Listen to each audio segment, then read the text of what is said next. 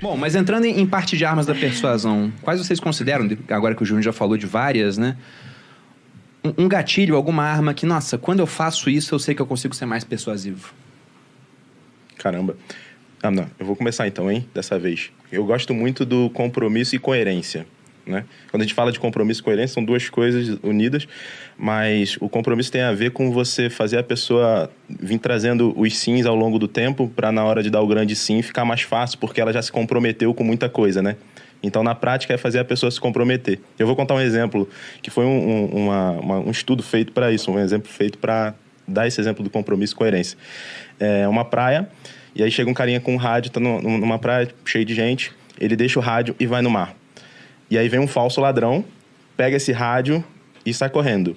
Apenas 20% dessas pessoas que estão ao redor, elas tomaram alguma ação. Foram atrás da pessoa, ou avisaram a pessoa que estava foram atrás do ladrão, ou avisaram quem estava no mar e tudo mais. E aí teve uma segunda parte desse exercício aí, né? Ele chegou de novo com o rádio, deixou o rádio na areia, e aí ele pediu às pessoas, né? Pô, eu vou no mar, pode tomar conta do meu rádio aqui? Durante esse tempo, e daí ele foi no mar, e aí veio o falso ladrão, e aí 95% das pessoas tomaram alguma ação sobre aquela situação, né? Foram atrás do ladrão, pegaram o cara e tudo mais.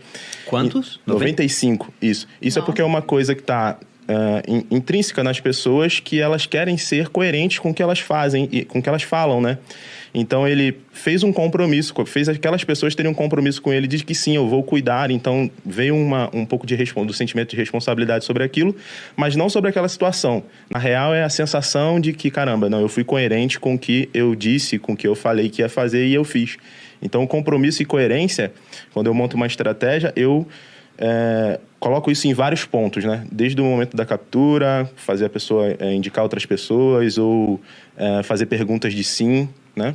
Isso numa estratégia de vendas, você faz perguntas de sim óbvio, né? E de compromisso óbvio, compromisso com ela mesma, inclusive, né? Para trazer um pouco do que o Júnior falou no começo, que é fazer a pessoa tomar uma decisão por ela mesma, sabe? E não você empurrar algo goela abaixo da pessoa. É muito melhor. Então, compromisso e coerência, para mim, é um dos gatilhos, assim, uma das armas fortes a se utilizar. Pô, eu fico vendo o nosso time de marketing contando várias historinhas e tal, eu falo, caraca, eu preciso ter mais historinhas para contar também. Mas eu tava pensando, poxa, quais são os gatilhos importantes para mim? Aí, eu vou separar em dois. Tem dois gatilhos que me fizeram crescer. E tem dois gatilhos que me fizeram vender. Os gatilhos que me fizeram crescer foram basicamente o gatilho da reciprocidade, tá? E que para mim ele é o gatilho mais importante de todos. E um gatilho, né, que seria um gatilho que mistura alguns componentes, mas seria basicamente o gatilho do valor, né? O gatilho do extra mile, o gatilho de você agregar muito mais, né, do que é o combinado.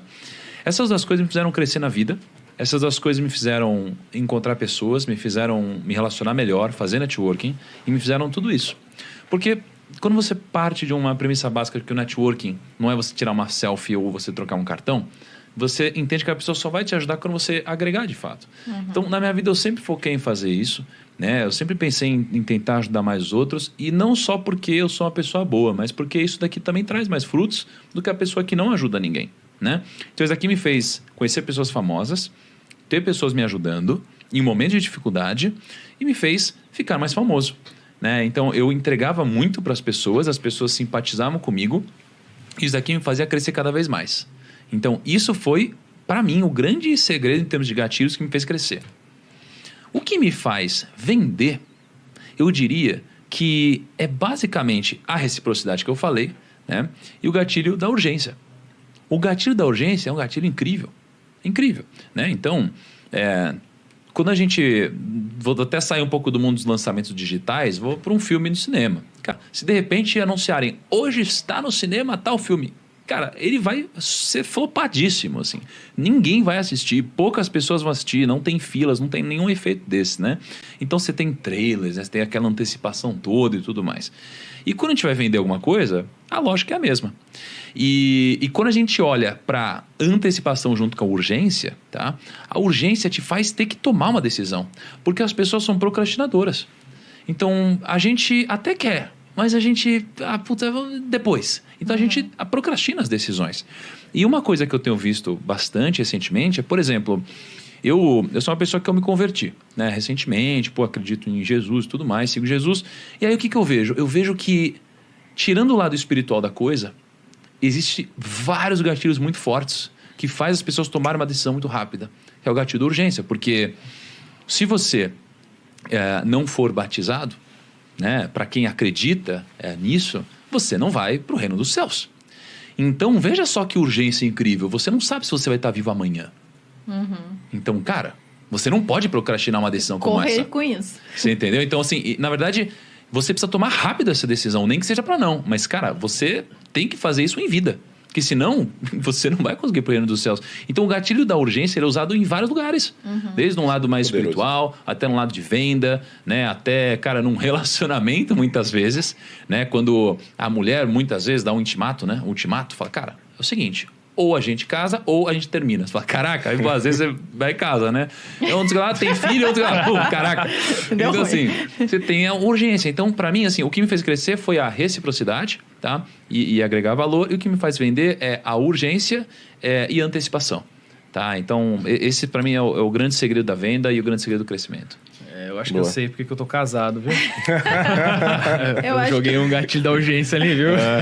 Pode ser. Um dos gatilhos que eu mais uso é o da escassez, que é parecido É. com o da urgência, né? Mas eu gosto de usar a escassez quando ela de fato existe, porque eu não aguento quando Se o povo... não, vira bullshit, né? O povo horrível usa um isso. monte de gatilho de escassez e no final não acabou, nunca teve poucas vagas, nunca teve poucas peças. Então, por exemplo, tanto na MAP quanto no Materializa, que são 2 produtos principais meus, na MAP, por exemplo, essa blusa é nova e a gente fez pouquíssimas peças, de fato, né? aí, ó. É real. Então, se você não correr para comprar, você gostou, tem lá o topinho, não sei o quê. Você entra lá, não tem mais o seu número, porque acaba rápido os números, né? 36, 38 PM, sempre acaba rápido. Então, se você gostou, você tem que ir lá e entrar e comprar. Como vender contando histórias. Olha aí, ó. Exatamente. Então, a gente acabou de lançar aquelas...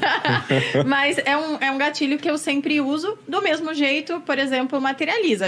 Eu passo um tempão antecipando a ideia, né? Tô desde já, olha, Materializa vai abrir em junho, para a pessoa já se preparar. Em junho eu abro e fica uma semana, às vezes menos, às vezes geralmente 5 dias aberto. E se você não entra naquela turma, você vai só conseguir entrar no final do ano, em agosto, outubro, sei lá, quando eu vou abrir outra turma.